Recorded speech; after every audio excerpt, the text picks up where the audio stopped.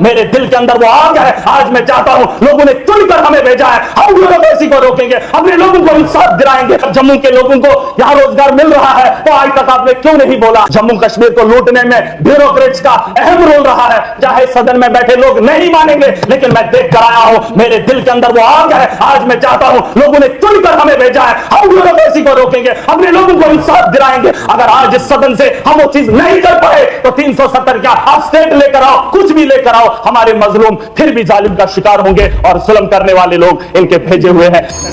मैं खुश था। मैं चाहता हूं कि क्वेश्चन सिर्फ भाजपा के लोग करें, क्योंकि क्वेश्चन में इन्होंने कहा जल जीवन में घोटाला है, ब्यूरोक्रेसी नहीं मानती है। मैं यहां भी सरकार में जो बैठे लोग हैं ये क्वेश्चन उनको दे ताकि ये उगले कि 10 साल के अंदर हमारी नाकामी क्या रही। इन्होंने कहा कि यूएलबी के यहां पर पता नहीं क्या थे, वहां पर ये कुछ कर रहे हैं, पूछो इनसे। यहां पर जम्मू कश्मीर के अंदर, खास करके जम्मू के अंदर एजुकेशन की कोई जरूरत नहीं है, यहां पर माफिया नहीं है, यहां पर करप्शन नहीं है, यह भाजपा का कहना है। 7 साल से आराम की जिंदगी गुजार रहे हैं। मैं पूछना चाहता हूं, अगर जम्मू के लोगों को यहां रोजगार मिल रहा है तो आज तक आपने क्यों नहीं बोला कि मिल रहा है? आज तक तो बोले थे, आज रोजगार ढूंढ रहे, आज कह रहे हैं जल जीवन गलत है, पाइपें टूटी हुई है। एनजी के दौर में ये मुंह क्यों नहीं खोले? आज जब चुनाव जीत कर आए तो सरकार से क्या पूछ रहे हैं 4 महीने के अंदर? मंत्री जी हमें बता दो कि जल जीवन में काम क्यों नहीं हो रहा? आप खुद से क्यों नहीं पूछेंगे? जल जीवन के अंदर जब स्कैम था, एनजी तुम्हारा था, मोदी तुम्हारा था, तो सीधे क्यों पड़े जा रहे हैं? और आज बोल रहे हैं कि शराब के ठेके ठीक है, आप सुकून हमें नहीं चाहिए, हमें वो नहीं चाहिए, हमें फलाना। जम्मू के अंदर सब ठीक है,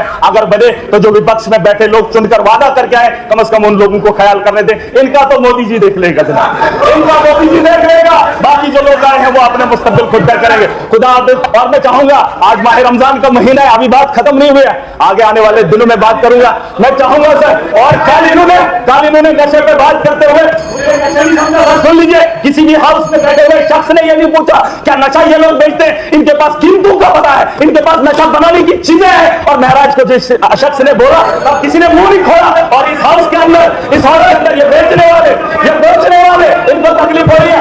आज क्वेश्चन देख मेराज मलिक वाहिद एक ऐसे शख्स हैं जिन्होंने कई सारे सवालात खड़े किए हैं, ना सिर्फ प्रेजेंट गवर्नमेंट पर बल्कि जो इससे पहले सरकार थी उस पे भी ये सवाल खड़े कर रहे हैं, जो कि आपने सुने।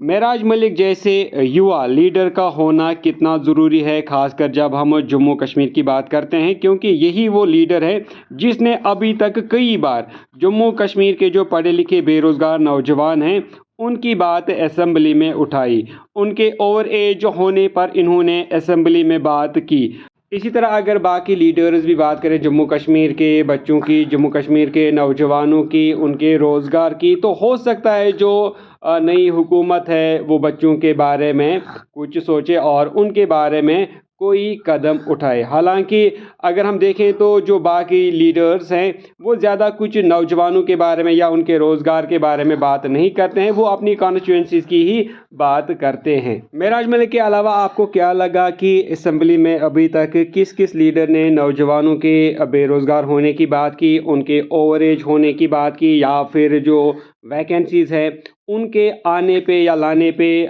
जो है ज़ोर दिया हुकूमत को? तो कौन कौन ऐसा लीडर है जो आप समझते हैं कि असेंबली में ऐसी बात कर रहा है?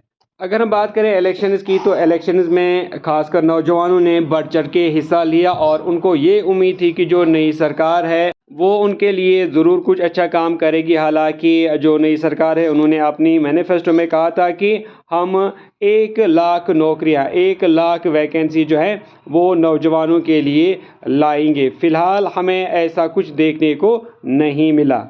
हालांकि अगर हम उमर अब्दुल्ला की रीसेंट स्पीच की बात करें तो उन्होंने अपने बयान में कहा था कि जो जम्मू कश्मीर है यहाँ पर जो अभी वैकेंट पोस्ट्स हैं, वैकेंसीज़ हैं, वो तकरीबन 30,000 से ज़्यादा हैं। और उसके बाद डिटेल्स भी आई कि किस किस डिपार्टमेंट में कितनी वैकेंसीज़ अभी वैकेंट पड़ी हैं।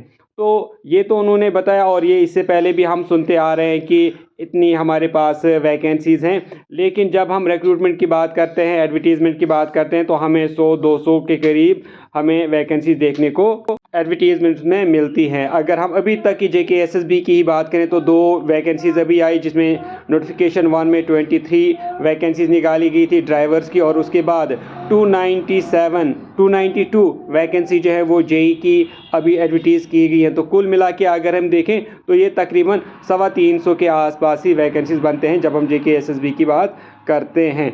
तो इतनी कम तादाद में ये जो वैकेंसीज आती हैं, इनसे यहाँ पे कुछ भी नहीं होने वाला। बेरोज़गारी की पीक वहीं पर है जिस तरह पहले थी। तो अगर बेरोज़गारी को कम है तो जितने भी गवर्नमेंट डिपार्टमेंट्स हैं, हुकूमत को चाहिए, जो बताया गया है कि तकरीबन 32,000 से भी ज़्यादा वैकेंट पोस्ट्स हैं अलग अलग डिपार्टमेंट्स में, तो उनको एडवर्टीज़ किया जाना चाहिए और उनको जो रिक्रूटमेंट एजेंसीज़ हैं, चाहे फिर वो JKPSC हो या फिर JKSSB हो, तो उनको रेफ़र किया जाना चाहिए एज़ सून एज़ पॉसिबल, ताकि बच्चे जो है उनमें पार्टिसिपेट कर पाएँ। और उनकी जो एज है, जो सबसे बड़ा प्रॉब्लम है, बच्चों की एज जो है वो उनकी निकलती जा रही है। बहुत सारे बच्चे अभी 35 या 30 प्लस हो चुके हैं। तो अगर और ज़्यादा लेट हुआ तो हमारे हज़ारों की तादाद में बच्चे जो वेट कर रहे हैं नौकरियों का, एडवर्टीजमेंट्स का, वो ओवर एज हो जाएंगे। और यहाँ तक कि बहुत सारे बल्कि हज़ारों बच्चे ऐसे हैं जो ऑलरेडी ओवर एज हो चुके हैं। और अगर हम यहाँ पर जो सब इंस्पेक्टर की पोस्ट्स है, तो बच्चों की डिमांड ये थी कि हमें उसमें एज रिलैक्सेशन दी जाए, क्योंकि वहाँ पर जो एज लिमिट रखी गई है वो 28 ईयर्स ही रखी गई है। तो एज लिमिट जो है ये बच्चों का सबसे बड़ा कंसर्न बनता है। तो हुकूमत को चाहिए कि जितना जल्दी हो सके जो भी वैकेंट पोस्ट्स हैं उनको एडवर्टीज़ किया जाना चाहिए, उनको रेफ़र किया जाना चाहिए। दोस्तों, आपकी क्या राय है, आप भी नीचे कमेंट सेक्शन में लिखकर हमारे साथ ज़रूर शेयर करें। तो दोस्तों, इसी के साथ मैं ये वीडियो को करता हूँ एंड। उम्मीद करता हूँ कि वीडियो आपको अच्छी लगी होगी। अगर वीडियो अच्छी लगी तो वीडियो को लाइक करें, शेयर करें, साथ में चैनल को सब्सक्राइब भी करें।